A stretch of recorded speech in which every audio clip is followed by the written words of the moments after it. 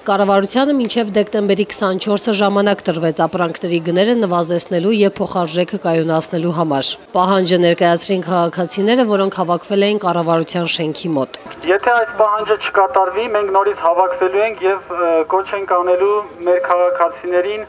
բոյկոտել օլիգարխներին պատկանող սուպերմարկետները։ Կառավարությանը ներկայացվեց 6 կետանոց պահանջ, վերջին կետով պահանջվում էր դադարեցնել Եվրասիական տնտեսական միության անդամակցումը, քանի որ Ռուսաստանի տնտեսության յուրաքանչյուր ցնցում ուղիղ ազդեցություն է ունենում Հայաստանի վրա։ Արդեն եւս մի անգամ ցույց է տալիս, որ Հայաստանը չպետք է լինի Եվրասիական տնտեսական միության անդամ։ Մենք չպիտի մտնենք խորտակվող նավի մեջ։ Ազգային ինքնորոշում միավորման առաջնորդ Պարույր Հայրիկյանը բացահայտել է տնտեսությունում սկսված խոճապի հիմքերը։ Հետևանքի Հայաստանի իշխանությունների ապազգային հակաքրթական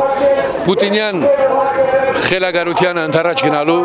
քայլերին։ Ակցիայի մասնակիցները բոլորին կոչ են անում դուրս գալ փողոց, քանի որ միայն այդ կերպ հնարավոր կլինի կանխել անտրամաբանական գնաճը, այլ ոչ թե վստահել խանութներով վարչապետի շրջայցերին։ Վարչապետի այցից հետո ես անձամբ տեղյակ եմ այն խանութը, որը ինքը մտել է, որտեղ շաքարավազի կիլոն միանգամից դառավ 480 դրամ, իր այցից մոտավորապես 2 ժամ հետո շաքարավազի կիլոն նորից 900 դրամ էր։ Ամոթա, պիտի բոլորս միախմբած հավաքվենք եւ պահանջենք, որպեսզի իջեցնեն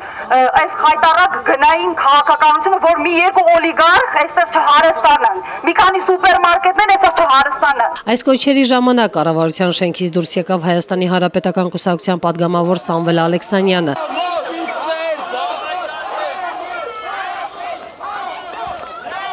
Նա առանց հարցերի պատասխանելու արագ հեռացավ։ Սամվել Ալեքսանյանին է պատկանում Երևան Սիթի խանութների ցանցը։